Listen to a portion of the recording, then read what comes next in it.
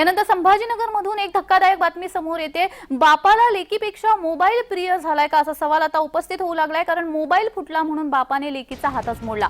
संतप्त पत्नीने पोलिसांकडे यानंतर धाव घेतलेली आहे। निर्दयी बापाविरोधात गुन्हा दाखल करण्यात आलेला आहे। मोबाईलचा वेळ ह्या हद्दपर्यंत पोहोचू शकतं याचं हे एक उदाहरण आहे। मोबाईल फुटला म्हणून बापाने मुलीचा हातच मोडलेला आहे। या निर्दयी बापाविरोधात पोलीस स्थानकामध्ये गुन्हा दाखल करण्यात आलेला आहे।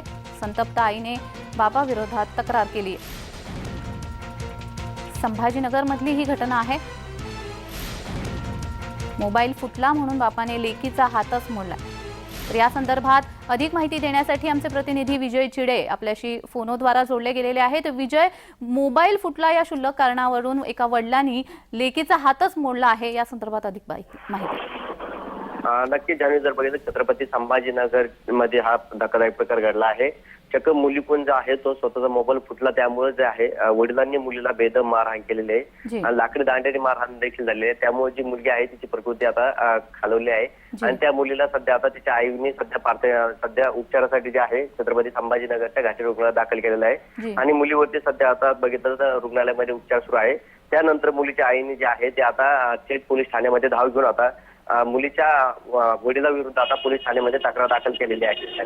जी जी जी या इसमाविरुद्ध आता कशा पद्धतीने पुढची कारवाई होणार आहे?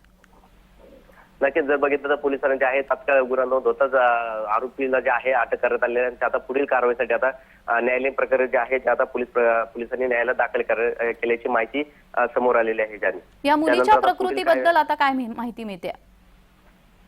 सध्या मुलीची प्रकृती जी आहे ती आता बऱ्यापैकी नीट झालेली आहे आणि त्यावर सध्या आता प्राथमिक उपचार ते आता वैद्यकीय अधिकाऱ्यांच्या निर्देशनाखाली ती मुलगी सध्या उपचार घेत असल्याची माहिती जी आहे ती समोर आलेली आहे। जी जी, धन्यवाद विजय, तुम्ही दिलेल्या या माहितीसाठी।